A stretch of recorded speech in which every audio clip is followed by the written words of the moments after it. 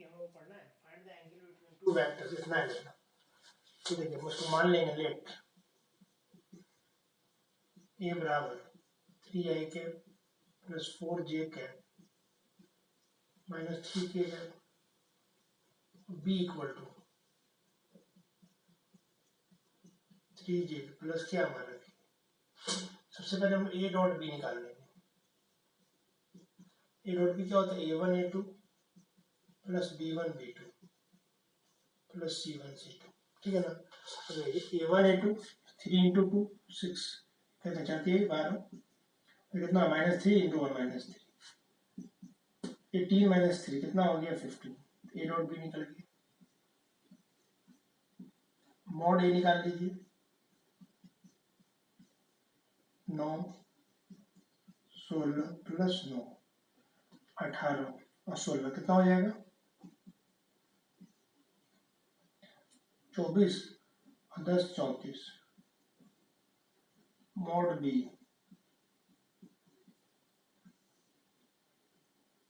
4 plus 9 plus 1 कितना आपका 40। अब देखिए हम लोग मान लेते हैं थीटा लेट, थीटा क्या है, angle between two vectors. Therefore cos theta का फॉर्मूला बताए थे आप लोग, A dot B divided by mod A और ये आपका mod B. cos theta equal to, इसका वैल्यू फाइंड आउट किए होंगे हम लोग कितना 15 पहले से, और ये आपका 34 और इंटू कितना आपका 14। इसमें से बाहर निकल जाएगा 2, इसमें से बाहर निकल जाएगा 2, तो इसमें आ जाएगा इससे 2 √2 यहाँ से 2 आ जाएगा और 17 और गुने 7।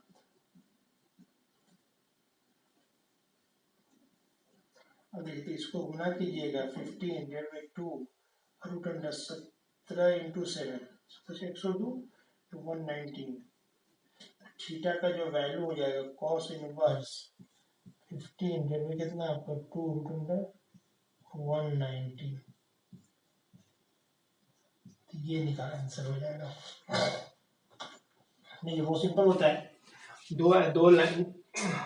दो वेक्टर के बीच एंगल निकालते, ए और बी मान लीजिए, उसको नहीं माना हो 2 नंबर क्वेश्चन आएगा। ए डॉट बी निकाल लीजिए और mod A mod B, formula cos का ही फॉर्मूला लगाया जाता है। कभी कभी साइन में पूछता है find the sign angle of, तब हम लोग क्रॉस प्रोडक्ट लगाएंगे, आगे पढ़ने में बताएंगे उसको कैसे निकालते हैं। बस बेसिकली हम लोग को यही पूछा जाता है।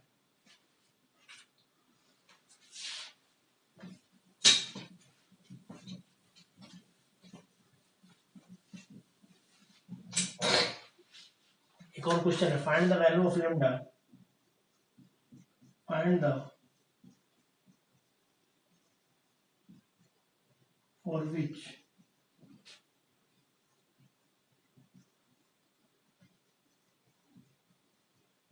vectors 2i minus 3j plus 4k and I plus minus 2j plus 3 lambda 3k are perpendicular to each other। Objective question होता है, लैम्डा की वैल्यू निकालिए, जैसे दोनों क्या परपेंडिकुलर, सब्जेक्टिव में पूछ देता है तो फिर यहाँ मान लेंगे लेट, सब्जेक्टिव में तो मान के बनाइएगा 2i minus 3j plus 4k, vector b बराबर कितना i plus 2j plus lambda, ठीक है। तो सिंस a परपेंडिकुलर टू क्या है आपका b, therefore a dot b बताया था पिछली क्लास में 0 होता है आपका, क्वेश्चन नंबर 0 हो जाता है, इसलिए dot B 0। A dot B a1 a2 formula क्या होता है, a1 a2 plus b1 b2 plus c1 c2 equal to कितना आपका 0, 2 इंटू 1 2 इंटू 1 माइनस 3 इंटू 2 और यहाँ पर आपका 4 इंटू लेमडा, तो ये आ गया 2, ये -6 प्लस कितना आपका 4 लेमडा बराबर 0, 4 लेमडा इक्वल टू 4 -4 इधर चला जाएगा तो देयरफॉर लेमडा का वैल्यू कितना आ जाएगा 1। तो ये आपका आंसर हो जाएगा। दो वेक्टर परपेंडिकुलर थे, ए डॉट बी आपका 0 होगा, इस तरह से लेमडा हम लोग फाइंड आउट कर देंगे। सिंपल होता है, ए डॉट बी निकालने आता है तो एंगल निकालना सीखे आप लोग। परपेंडिकुलर कंडीशन में कैसे निकलता है ये बता दी। ऑब्जेक्टिव ये भी पूछता है और ये भी पूछता है, समझे बात ना? ध्यान से देख लीजिए, लिख लीजिए, समझे बात ना? तब आप बनाएंगे। जो लोग क्लास नहीं किए हैं, जो लोग क्लास किए उसको कोई दिक्कत नहीं होगी, सब जानता है। देखिए वो पढ़ना है projection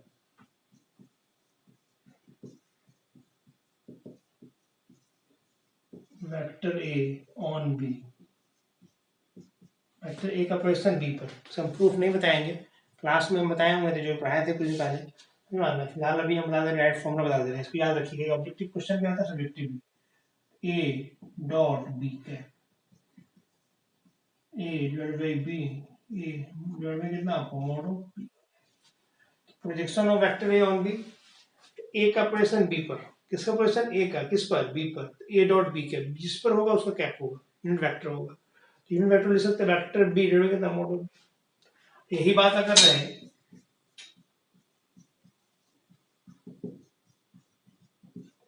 projection of B on A, vector B on A, B का ए पर, यहाँ पे लिखेंगे बी डॉट ए कैप, मतलब ये हो जाएगा बी डॉट वेक्टर बी जो कितना आपका मॉड, इसको लिख सकते हैं ए डॉट बी लिख सकते हैं।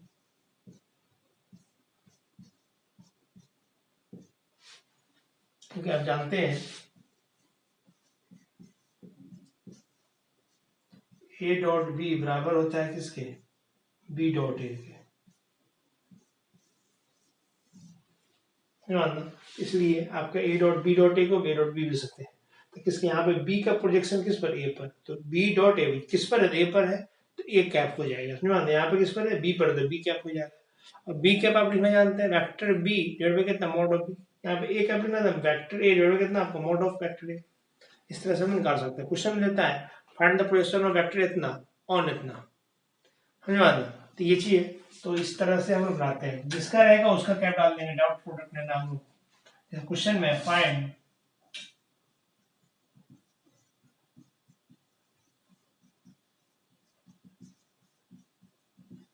projection of 2i minus 3j plus 4k on i plus 3k। इसका प्रोजेक्शन इस पर निकालना और इतना। अब देखिए तो हम मान लेते हैं नेट ए बराबर 2i minus 3j plus 4, vector B बराबर i प्लस 3k। इसमें आपका जे नहीं था, जीरो होगा वो, लिख सकते हैं बी को i प्लस 0j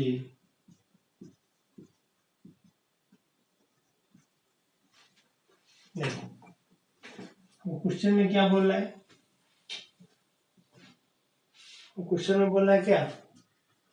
ए का प्रोजेक्शन बी पर, ए का प्रोजेक्शन बी पर, तो बी क्या होगा? तो फॉर्मूला क्या होता है? ए बी डिवाइड बाई कितना आपका मॉड ऑफ बी। आपको दो चीज निकालना है, ए डॉट बी भी निकालना है, मॉड बी भी निकालना है। तो ए डॉट बी पहले निकाल लीजिए। ए डॉट बी क्या फॉर्मूला होता है? A1A2 plus B1B2 plus C1C2 होता है। A1A2 2 into 1, B1B2 minus 3 into 0, C1 into C2 3, 2 plus 0 plus 12 कितना हो गया? 14। मॉड भी निकालिए तो रूट अंडर 1 प्लस 0 प्लस 9, तो रूट कितना आपका 10 ये आ गया। अब देखिए तो मॉड भी निकल गया। अब हम लोग को लैंग्वेज में लिखेंगे क्या?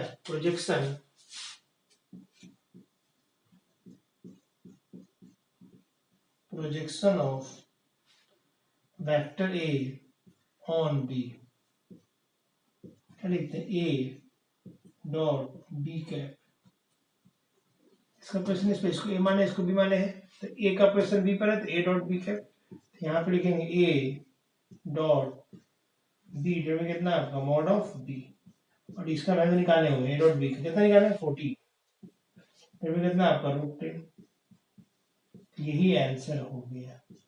ज्यादा रेशनलाइज कर दिया, √10 से ऊपर नीचे गुना कर दीजिए और अच्छा जाएगा।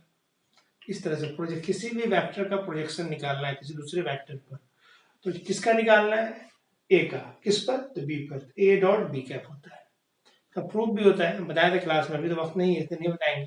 मतलब देखिए जो लोग का क्लास छूटा हुआ है, जो क्लास नहीं किए तो हमारी गलती तो नहीं है, हम तो आगे पढ़ाए थे, और बहुत सारा बच्चा आया था, ऐसा नहीं है कि आपका कम से कम 150 के अलावा बच्चा आया था, मैं क्लास करता था करके 2 बैच हम क्लास करना मजबूरी हो गया कि एक बैच में नहीं हो पा रहा था, 2 बैच हम क्लास करना शुरू कर दिया था, तो बहुत लोग नहीं आ पाए, अब क्या नहीं किस वजह से नहीं आ पाया तो उनका प्रॉब्लम था, है कि नहीं, क्लास चला है, क्लास कर लेते तो बेहतर होता, 3D पढ़ाया, वेक्टर पढ़ाया, प्रोबेबिलिटी पढ़ाया, लीनियर प्रोग्रामिंग पढ़ाया, इंटीग्रेशन पढ़ाया, डिफरेंशियल इक्वेशन पढ़ाया, आपको इतना कुछ बताया, मतलब 80 मार्क्स के अलावा का हमने पढ़ाया होता उस बीच में, और अच्छे से पढ़ाया गया, ऐसा नहीं है कि हम डेली क्लास चलता था इसलिए कंप्लीट हो गया आपका।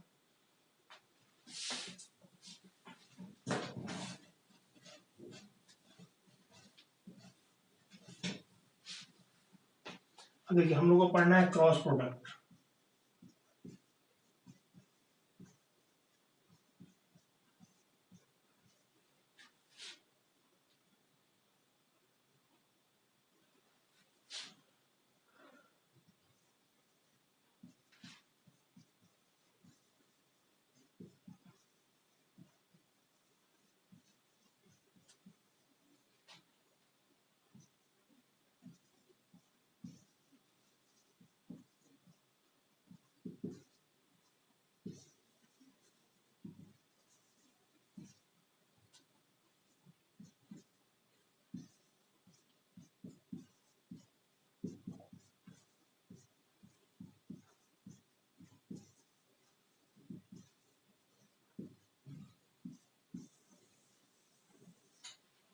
देखिए तो यहाँ पे आपका क्या है क्रॉस प्रोडक्ट में ए क्रॉस बी और मॉड बी साइन थीटा और एन कैप, क्रॉस प्रोडक्ट में क्या है आपका, cross product of 2 vectors A and B is defined as A cross B mod B sine theta N cap. देखिए N cap क्या होता है, where N cap equal to क्या है, unit vector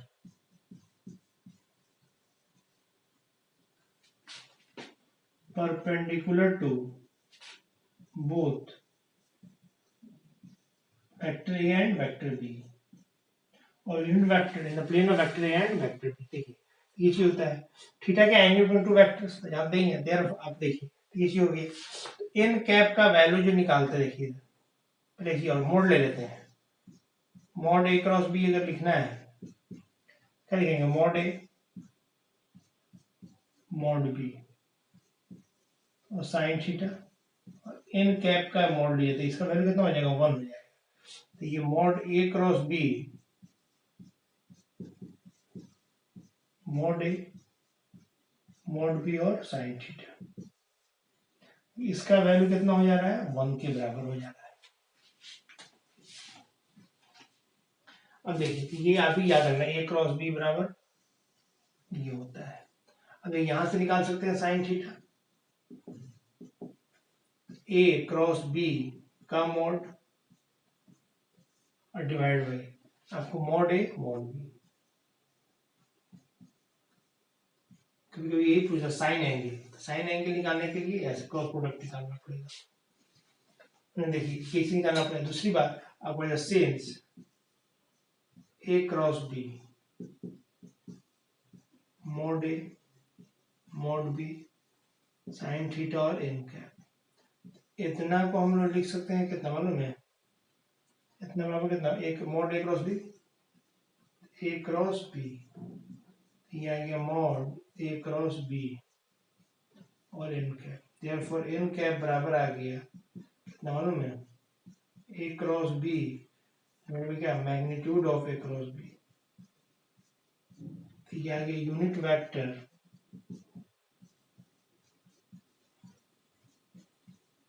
perpendicular to both vector A and vector B।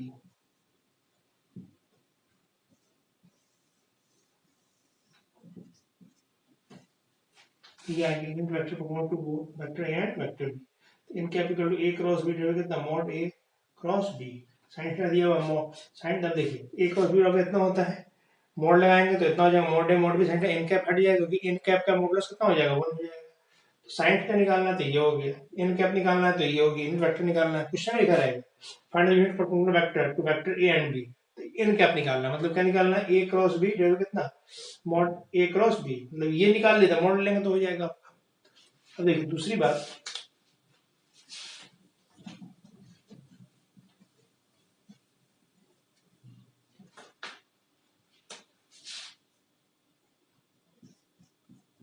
और vector A दिया हुआ है a1i plus b1j plus c1, vector B दिया हुआ है a2i b2j प्लस c2।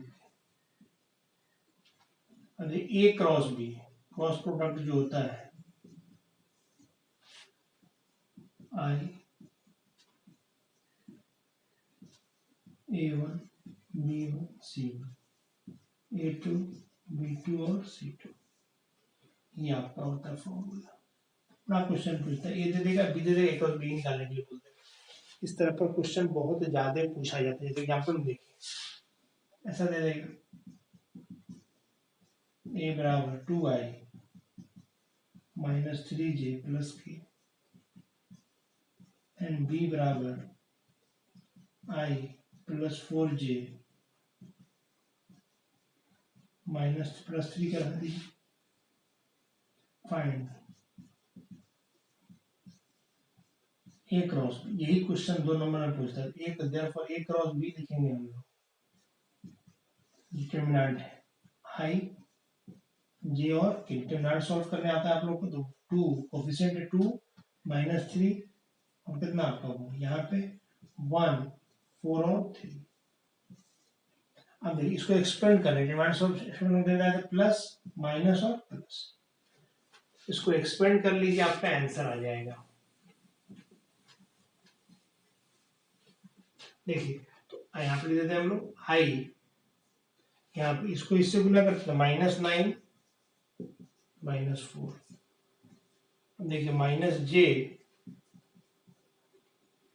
इसको डालेंगे, इसको डालेंगे कितना 6 -1, डिटरमिनेंट को एक्सपेंड करना कुछ नहीं है, ये फर्स्ट रो के लो, इसको डालेंगे, इसको डाल देंगे, कितना हो गया 8 प्लस 3,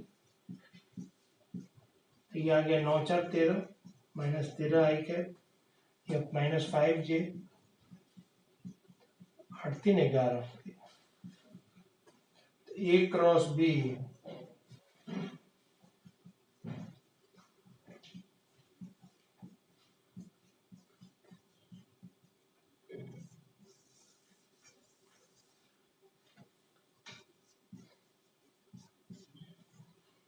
ये आपका होता है। ए बी ए दिया वेक्टर ए वेक्टर बी देते, ए क्रॉस बी बराबर आई जे के a1 b1 c1 a2 b2 c2, इस तरह से निकालते हैं। आई जे के लगा देना, कोफिशिएंट लिख देना है और सिंपल डिटरमिनेंट को एक्सपेंड कर देना। ये बहुत इंपॉर्टेंट क्वेश्चन है, बहुत बार क्वेश्चन पूछा हुआ है 12th में। ए क्रॉस बी ही निकालने के लिए बोल देगा आपको, 2 नंबर का क्वेश्चन यही होता है, ए क्रॉस बी निकालना।